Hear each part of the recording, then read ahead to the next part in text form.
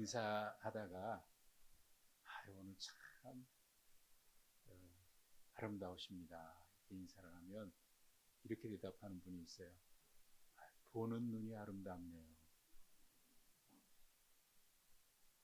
보는 눈이 아름답네요. 맞는 것 같아요. 우리 하는 말 중에 제 눈의 안경이라는 말이 있잖아요. 제 눈의 안경이 무슨 얘기입니까? 어떤 눈으로 보느냐에 따라서 다르게 보인다, 그런 말이겠죠. 얼마 전에 운전하다가 고속도로 휴게소를 잠깐 들렀습니다. 휴게소 들어가는데 요즘 휴게소 참 밝잖아요. 분위기가 좋고 깨끗하지 않습니까? 근데 그 휴게소 이렇게 어두운 거예요. 여기는 왜 이렇게 어둡게 해놨지? 내가 그런 얘기를 하면서 이상하네.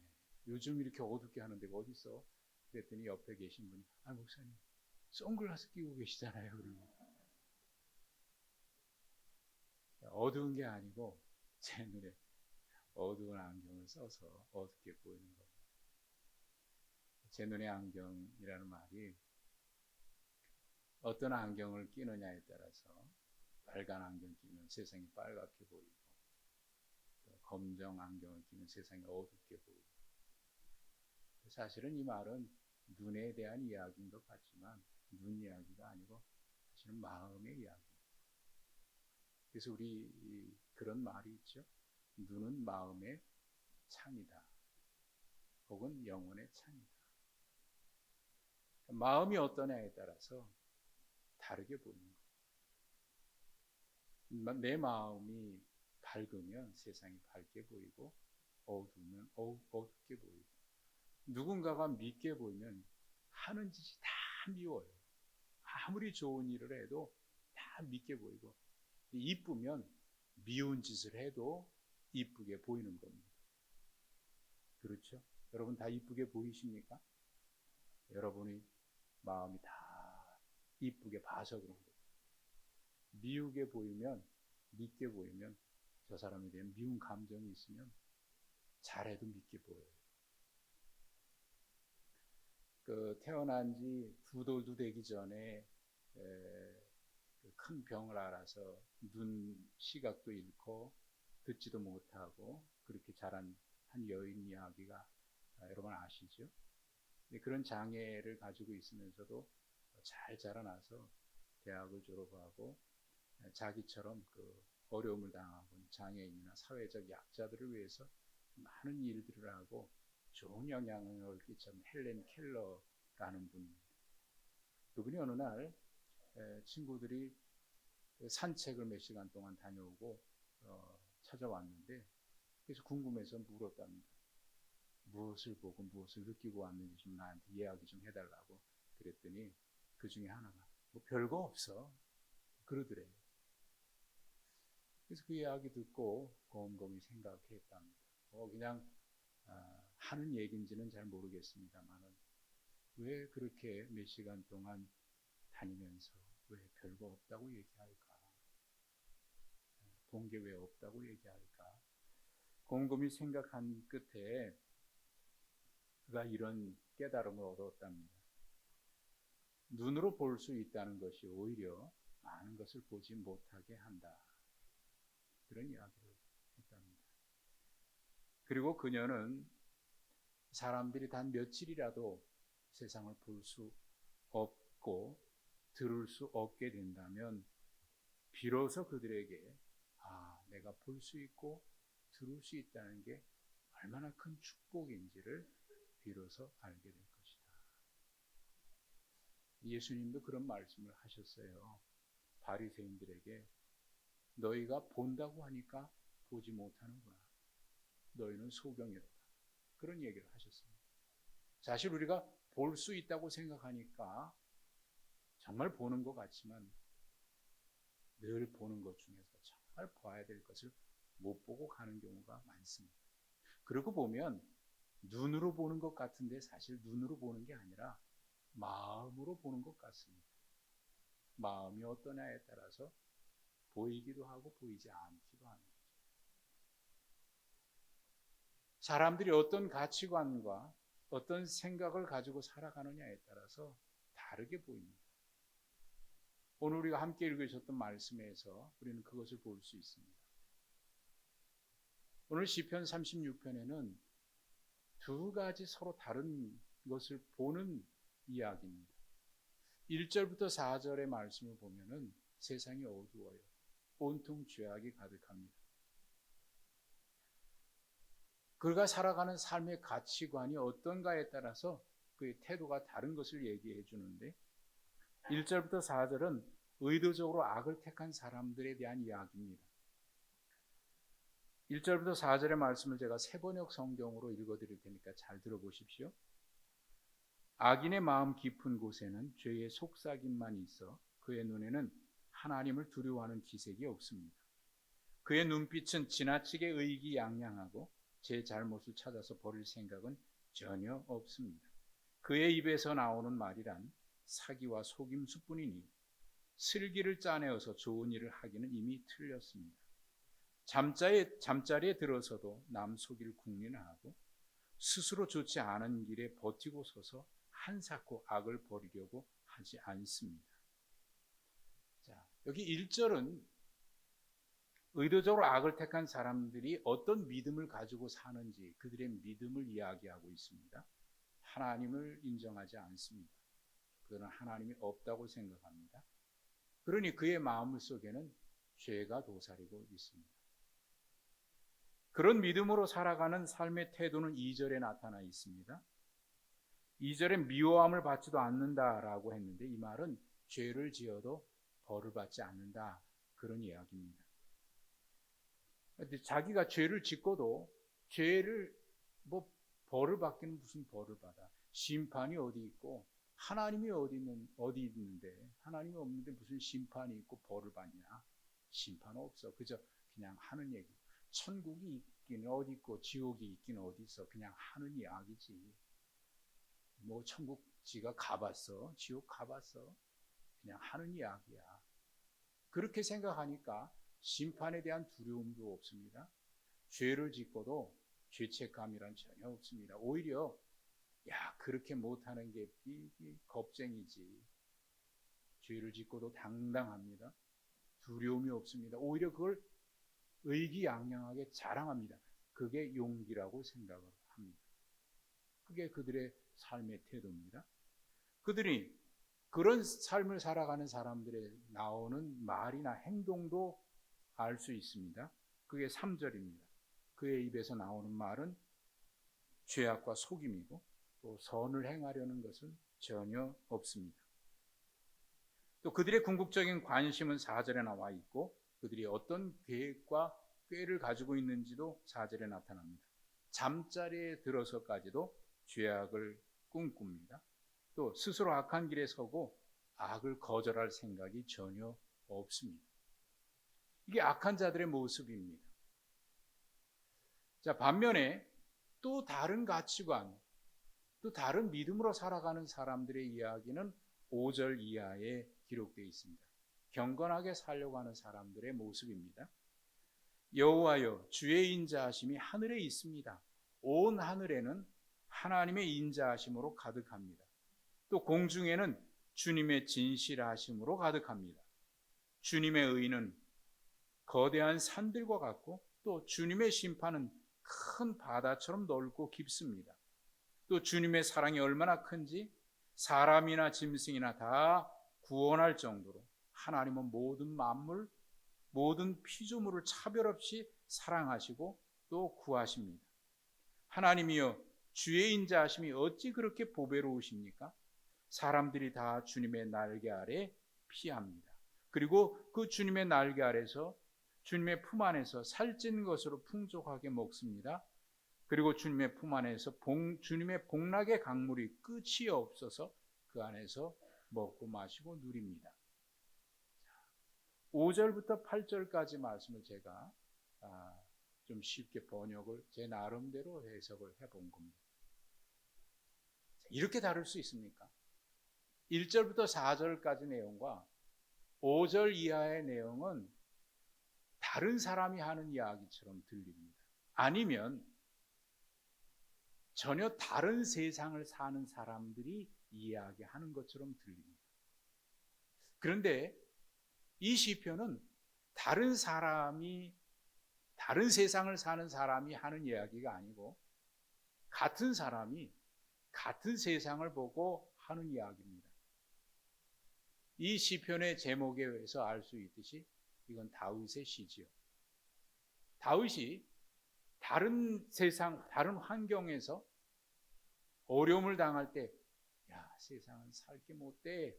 그리고 1절부터 4절을 죄악이 가득한 세상이야. 이렇게 말하다가 살기 좋고 편안해지니까, 야, 세상은 살기 좋은 곳이야. 하늘에는 하나님의 은혜가 가득하고 강물은 끝이 없는 하나님의 사랑으로 충만해. 이렇게 얘기하는 게 아니고 같은 상황에서 같은 사람이 같은 고백을 하는데 이렇게 달라요. 이해가 잘 안 되잖아요. 이렇게 다를 수 있나? 그래서 신학자들은 이런 궁금증을 가지고 이 시편을 보려고 합니다. 아, 이 시편은 본래 한 시편이 아니고 다른 시편인데, 다른 상황에서 고백한 시편, 또 다른 상황에서 고백한 시편, 다른 시편이었는데 나중에 하나로 묶은 것이 아니었을까라고 이렇게 해석하려고 할 정도로 이게 전혀 다른 두 편의 시가 엮여 있는 것처럼 그렇게 느껴진다 그 말입니다. 전혀 다른 세상을 사는 사람의 또 다른 시가 아닐까? 예, 그런 것처럼 느껴지는 거예요. 그런데 우리가 알고 있듯이 이것은 다윗의 시거든요. 한 사람의 시예요. 근데 왜 이렇게 다를까 말이죠. 왜 이렇게 다르게 보는 것일까? 이 시편이 다른 환경에서 고백한 시가 아닌 겁니다. 이 다윗이 처해 있는 상황은 어떤 상황이냐면 그게 10절부터 12절에 나와 있습니다. 10절 이하에 그렇게 고백을 하죠. 주를 아는 자들에게 주의 인자하심을 계속 베푸시며 마음이 정직한 자에게 주의 공의를 베풀어 주십시오 라고 기도하고 있습니다. 그리고 11절에 이어서 이렇게 얘기하죠. 교만한 자의 발이 내게 이르지 못하게 하시고 악인들의 손이 나를 쫓아내지 못하게 해주십시오. 이렇게 기도하고 있어요. 자, 이게 다윗이 지금 처하고 있는 상황이고 환경인 겁니다. 그러니까 1절부터 4절에 있는 그 악인들이 자기를 시시각각 위협하는 거예요. 하나님을 두려워하지 않고 죄를 지어도 죄에 대한 죄책감도 전혀 없습니다. 오히려 그것이 당연하다고 생각하고 그리고 심판도 없다고 생각하니까 그렇게 막 이거저거 가리지 않고 행하는 거예요. 그리고 그걸 자기들만 생각하는 게 아니라 악한 자들, 의인들에게 이렇게 공격해 되니까 그게 지금 다윗이 시시각각 당하고 있는 위협이고 어려움이고 고난의 상황입니다. 이런 상황에서 이렇게 고백을 하는 거예요. 전혀 다른 고백이 나온 거예요. 참 이상하다. 어떻게 이 같은 환경에서 전혀 다른 고백을 할 수 있을까? 여러분, 우리는 이런 이 시편이 아니더라도 살면서 만나는 사람들을 통해서도 알 수 있어요. 어떤 사람은요, 늘 이런 만나보면 늘 감사하다 그래요. 일에서 감사하고 절에서 감사하고 우리 찬양 가운데 그런 거 있잖아요. 장미꽃에도 감사하고 장미꽃 가시에도 감사하고 이래도 감사 저래도 감사하고 목사님 감사해요. 모든 거 감사하다니. 저분은 문제가 없을까? 살펴보면 그런 게 아니에요. 누구보다 어렵게 살았고 지금도 누구보다 어려운 환경이 있어요. 그런데 늘 만날 때마다 목사님 이래서 감사해요. 몸이 좀 안 좋은데 그래도 숨 쉬는 게 감사해요. 이게 감사. 그런 분을 만날 때마다 참 기분이 좋아요. 그리고 더 기도하게 되고. 근데 한편으로는 저분은 부족함이 없을 것 같고 가정도 모든 게 환경이 넉넉합니다. 그런데 만날 때마다 죽는다는 소리만 해요. 죽겠어. 이래서 죽겠고 저래서 죽겠고. 우리 말에는 또 그런 말이 있잖아요. 죽을 일이 많아. 좋아서 죽겠고, 슬퍼도 죽겠고, 기뻐도 죽겠고, 다 죽을 일만 많아. 그냥 막 모든 게 좋고 환경도 좋고 누가 보더라도 부러울 게 없을 만한 사람인데 죽겠다 소리하고 입에서 나오는 건 원망이고 불평이고 남 일에 누가 어땠고 누가 저랬고 비난과 원망만 가득합니다. 근데 여러분 이런 이야기도 한두 번 들어야지 만날 때마다 그런 말 들으면요 그 사람 만나고 싶지가 않아요. 또 만나면 오늘은 또 뭐 때문에 죽겠다고 그럴까. 그래도 어쩌겠습니까? 만나서 위로해주고 기도해줘야지. 자, 그러고 보면 사실 환경이 다른 게 아니고 상황이 다른 게 아니라 보는 눈이 다르고 마음이 다른 거죠. 그래서 같은 상황에서도 다르게 보이는 겁니다. 그러니까 눈으로 보는 게 아니라 보는 눈이 다른 거죠. 마음이 다른 겁니다. 그래서 민수기 13장에 보면 12명의 정탐꾼 보고 이야기가 나오잖아요. 그들이 똑같이 가나안 땅에 가서 적과 꿀이는 땅을 보고 왔습니다. 근데 10명이 와서 얘기해요. 그 땅 들어가면 우리 다 죽어. 죽이는 땅이야. 삼키는 땅이야. 원망하고 불평하고 악평합니다. 그런데 같은 것을 보고 온 사람들이 얘기합니다. 아, 이것은 정말 적과 꿀이 흐르는 땅이다. 이 과실을 보라고. 하나님이 우리를 이 적과 꿀이 흐르는 축복의 땅에 들어가게 하셨으니까 우리가 그 땅에 하나님을 믿고 가기만 하면 된다. 왜 이렇게 다르죠? 성경은 이들이 다른 말을 하는 이유를 밝힙니다. 갈렙과 여호수아는 저들과 마음이 다르기 때문이다 라고 민수기 14장에 분명히 밝히고 있습니다. 그러니까 세상은 눈으로 보는 게 아니라 마음으로 보는 것이고 영으로 보는 것이고 믿음으로 보는 것이죠. 그래서 눈은 마음의 창이고 영혼의 창이라는 얘기가 맞아요. 그래서 그 눈을 보면 아, 이분이 이게 죄인 좀 뭔가 거리끼는 사람이 있으면 이렇게 얘기하다 보면 눈을 피하잖아요. 나는 여기 있는데 자꾸 딴 데 보고 이야기해. 눈을 못 맞춰. 이게 악한 모습이죠. 눈이 마음의 창이고 영혼의 창이 맞습니다. 여러분 시편 23편은 다윗의 시로 유명합니다. 아마 전 세계 그리스도인들 중에 가장 좋아하는 성경을 얘기하라 그러면 이 시편을 얘기한다 그래요. 설문조사에 의하면 가장 좋아하는 시편이 23편이에요. 여러분 시편 23편 하면 여러분은 가장 먼저 뭐가 떠오르십니까? 네? 시편 23편 하면 뭐가 떠오르십니까? 쉴만한 물가, 푸른 초장이 떠올라요. 광야 한복판에 호수가 있고 그 주변에 파릇파릇한 잔디가 쫙 걸리고 얼마나 아름답습니까? 죄송합니다만은 유행가 가사가 생각이 나네요. 저 푸른 초원 위에 그림 같은 집을 짓고 사랑하는 님과 함께 한평생 살고 싶다.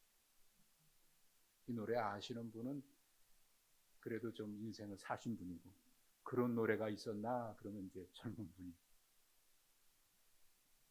시편 23편을 보면은 그 장면이 떠오르는 거예요. 야, 그래 다윗이 그런 환경 속에 있었으니까 정말 찬양이 나오고 감사가 나오고 야, 나 같아도 그럴 것 같다.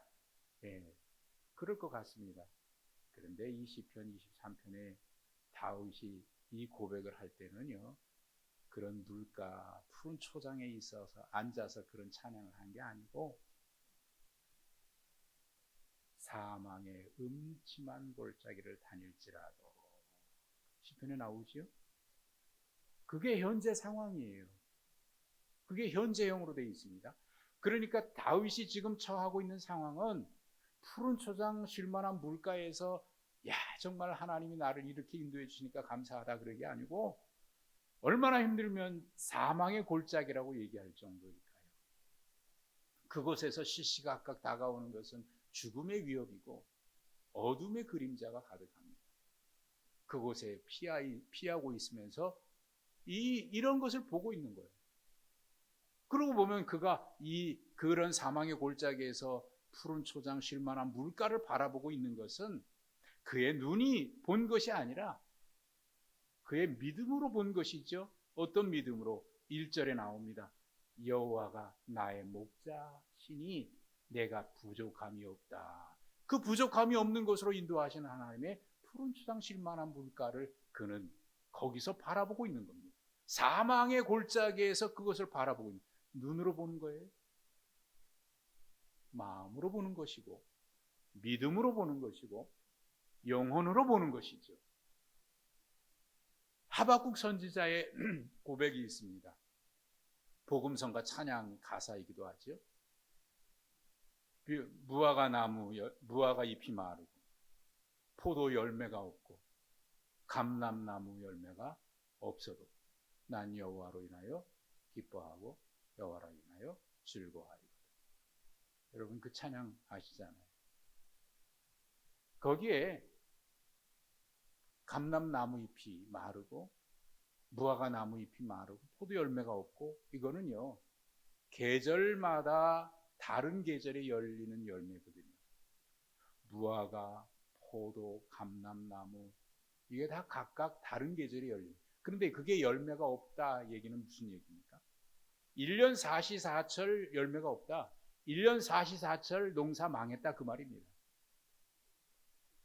거기다가 우리의 양떼가 없고 외양간에 송아지가 없다.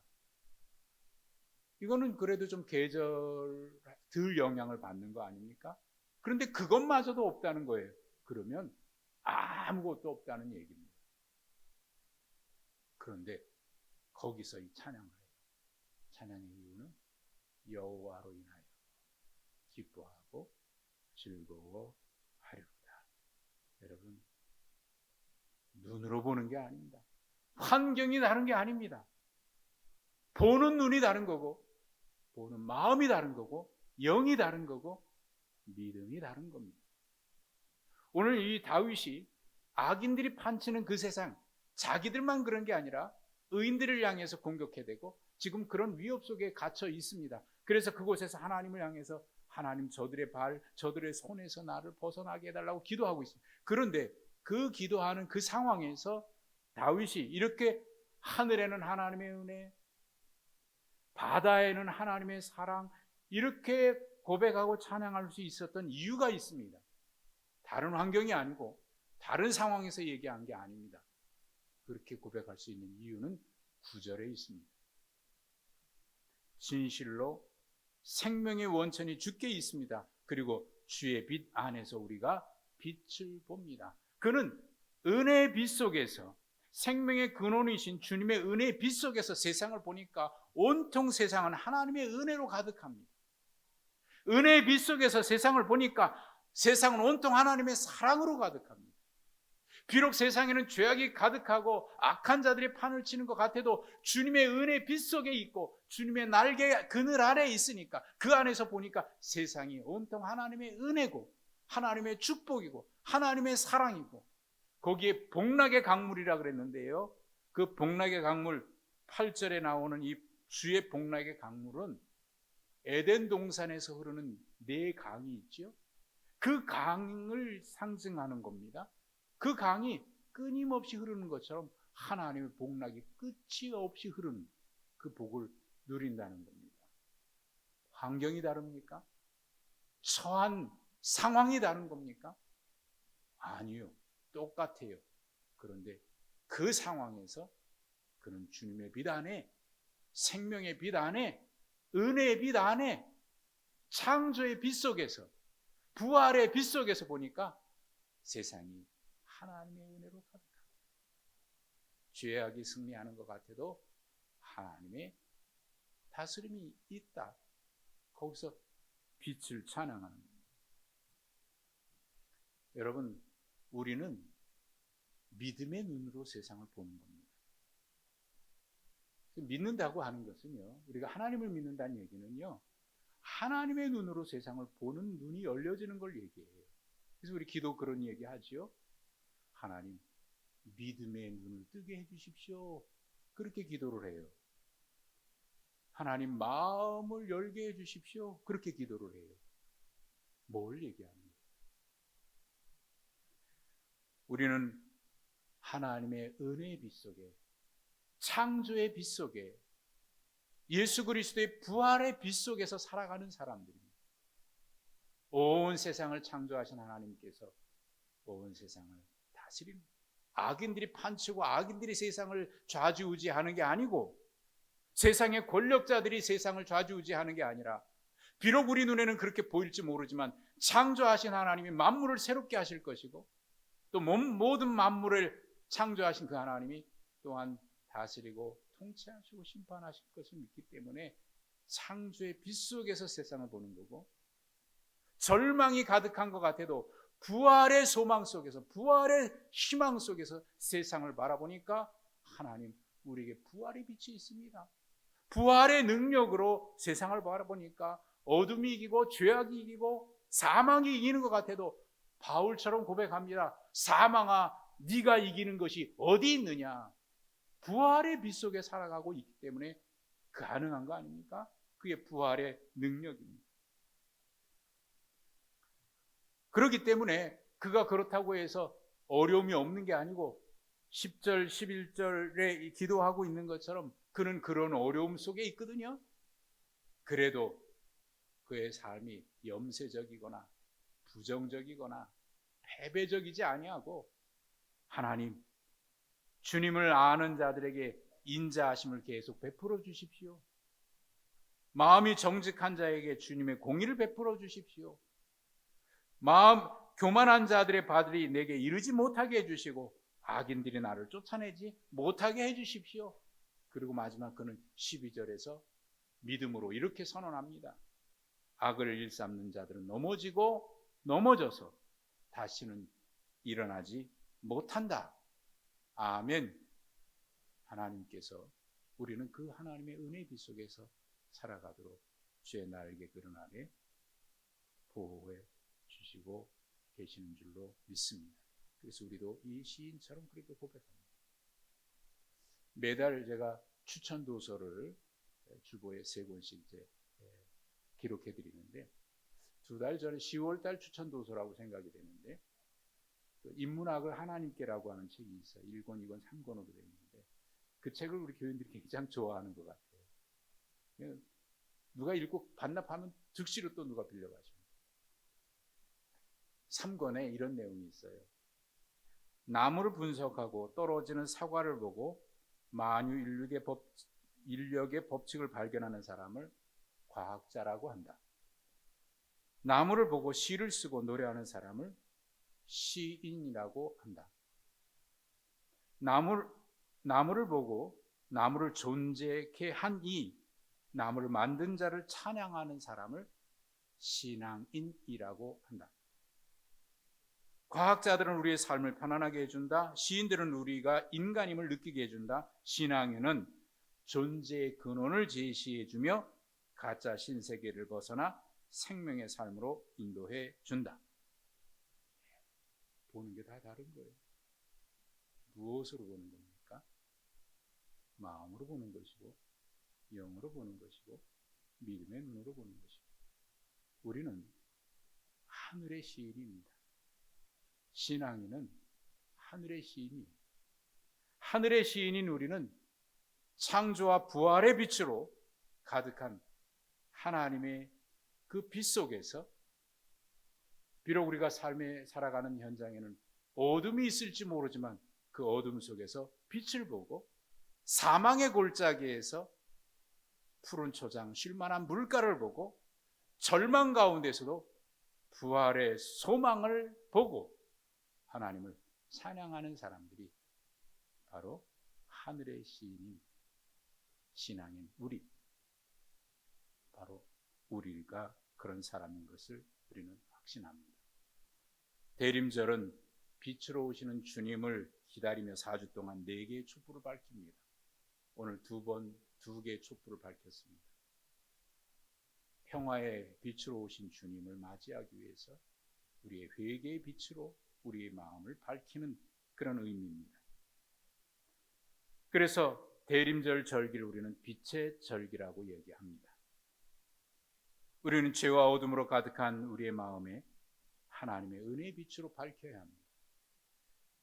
그리고 하나님의 창조와 부활의 빛 속에서 만물을 새롭게 하시는, 창조하시는 하나님을 바라보아야 합니다. 또 하나님의 부활과 생명의 빛 속에서 우리는 영원한 구원의 은혜를 기대하면서 소망을 갖게 됩니다. 온 세상에 가득한 하나님의 은혜와 사랑의 빛 속에서 우리는 또한 사랑하고 그렇게 찬양하면서 살아갑니다. 하나님의 무한하신 날개 그늘 안에서 우리는 감사와 찬양의 삶을 하루하루 살아갑니다. 그래서 우리는 또한 세상을 향해서 너희는 세상의 빛이라 말씀하신 대로 빛의 자녀로 살아가게 됩니다. 여러분, 힘들고 어려워도 우리에게는 절망이 없고 언제나 희망뿐입니다. 부활의 빛 속에서 살기 때문에, 창조의 빛 속에서 살기 때문에 그 기쁨이 가득한 이 계절 되시기를 주님의 이름으로 축복합니다. 하나님 아버지, 은혜와 사랑을 감사하고 감사합니다. 우리에게 빛으로 오셔서 우리의 어두운 눈을 밝혀주시고 우리의 어두운 마음을 밝혀주셔서 창조주 하나님을 보게 하시고 부활의 주님을 바라보게 하시고 다시 오실 주님을 기대하며 소망을 갖게 해주시니 감사합니다. 하나님, 이 빛 속에서 늘 찬양하며 감사하며 우리도 빛으로 살아가게 하옵소서. 예수님의 이름으로 기도하옵나이다. 아멘.